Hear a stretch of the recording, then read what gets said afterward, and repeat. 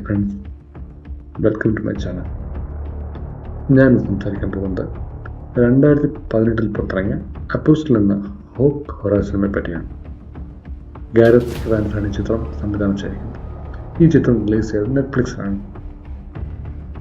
കഥ നടക്കുന്നത് 1905 കഥ ആരംഭിക്കുന്ന തോമസ് റിച്ചാർഡ്സൺ എന്ന വ്യക്തിയിലൂടെയാണ്. ഒരിക്കൽ അയാൾക്ക് ഒരു കത്ത് ലഭിക്കുന്നു. ആ കത്തിൽ പറയുന്നത് തൻ്റെ സഹോദരി ജെന്നിഫർ ഒരു ദുരൂഹ മാസങ്ങളും തട്ടിക്കൊണ്ടുപോകാനും അവളെ മോചിപ്പിക്കാൻ വലിയ തുക ആവശ്യപ്പെടുന്നതുമാണ്. സഹോദരിയെ രക്ഷിക്കാൻ തോമസ് ഒറ്റയ്ക്ക് ആ മതസംഘം താമസിപ്പിക്കാൻ ദ്വീപിലേക്ക് യാത്ര തിരിക്കുന്നു. അവിടെ എത്തുമ്പോൾ ആ ദ്വീപ് പുറമേ നോക്കുന്നതിനേക്കാൾ വളരെ ശാന്തമായ ഗ്രാമം പോലെയായിരുന്നു. എന്നാൽ അവിടെയുള്ള ഓരോരുത്തരും 3 നേതാക്കളായ മാൽക്കം, ഫ്രാങ്ക്, ക്വിൻ എന്നിവരുടെ നിയന്ത്രണത്തിലാണ് ജീവിക്കുന്നത്. തോമസ് തൻ്റെ യഥാർത്ഥ ലക്ഷ്യം മറച്ചുവെച്ച് ആ സമൂഹത്തിനുള്ളിൽ കടക്കുന്നു. കുറച്ച് ദിവസങ്ങൾക്കുള്ളിൽ തന്നെ അവൻ ആ ദ്വീപിൽ എന്തോ അസ്വാഭാവികമായ കാര്യങ്ങൾ നടക്കുന്നതായി മനസ്സിലാവും. ദ്വീപിലെ വിളവുകളെല്ലാം നശിപ്പിക്കുന്നു, മൃഗങ്ങൾ മരിക്കുന്നു, ജനങ്ങൾ വിശപ്പിലാണ്. അതിനുള്ള കാരണം എന്താണെന്ന് അന്വേഷിച്ച് അവൻ ഒരു ഞെട്ടിക്കുന്ന രഹസ്യം കണ്ടെത്തും. വർഷങ്ങൾക്ക് മുന്നേ ഈ നേതാക്കൾ ദ്വീപിൽ ഒരു പുരാതന ദേവതയെ കണ്ടെത്തിയിരുന്നു. അവർക്ക് ആ ദേവത പിടികൂടി ബന്ധിച്ചു വെച്ച അവളുടെ ശക്തി ഉപയോഗിച്ച് ദ്വീപിനെ സമ്പന്നമാക്കി.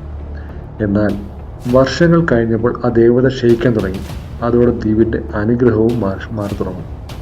ഇതിനിടയിൽ മാൽക്കത്തിൻ്റെ മകൾ ആൻഡ്രിയ തോമസിനെ സഹായിക്കാൻ തുടങ്ങും. ഇരുവരും ചേർന്ന് ജെന്നിഫറിനെ കണ്ടെത്താൻ ശ്രമിക്കും. പക്ഷെ തോമസിൻ്റെ യഥാർത്ഥ ഉദ്ദേശം മനസ്സിലാക്കിയ നേതാക്കൾ അവനെ പിടികൂടുന്നു.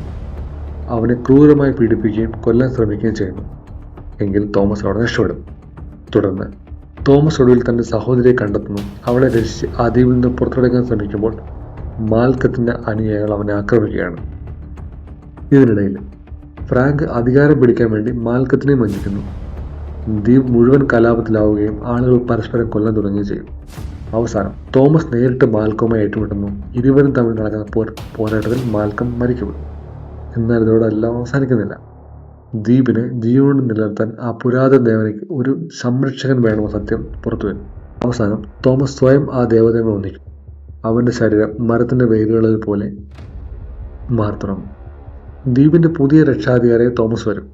അതേസമയം സഹോദരൻ ജെന്നിഫറും ആൻഡ്രയും ഒരു ചെറിയ ബോട്ടിൽ ദൈവം രക്ഷപ്പെടും. സിനിമ അവസാനിക്കുമ്പോൾ തോമസ് തൻ്റെ ജീവൻ ബലിയർപ്പിച്ച് സഹോദരൻ ജീവൻ രക്ഷിക്കും. എന്നാൽ ഇനി അവൻ സാധാരണ മനുഷ്യനല്ല, ദ്വീപിൻ്റെ പുതിയ ആത്മാവായി മാറുകയാണ്. ഹൊററും മിസ്റ്ററിയും ഫോക്സും ഒരുമിച്ച് ഇഷ്ടപ്പെടുന്നവർക്ക് അപ്പോസ്റ്റൽ തീർച്ചയായും മസ്റ്റ് വാച്ച് മൂവിയാണ്. നമുക്ക് 5-ൽ 4 കൊടുക്കാം. ഈ മൂവി ഇപ്പോൾ നെറ്റ്ഫ്ലിക്സിൽ അവൈലബിൾ ആണ്. ഇത് ഉടനെ തന്നെ നെറ്റ്ഫ്ലിക്സിൽ നിന്ന് പോകാൻ സാധ്യതയുണ്ട്. കാണാത്തവർക്ക് ഈ സിനിമ നല്ല ഒരു അനുഭവമായിരിക്കും. കാണാത്തവർക്ക് മസ്റ്റ് വാച്ച് മൂവിയുമായിരിക്കും.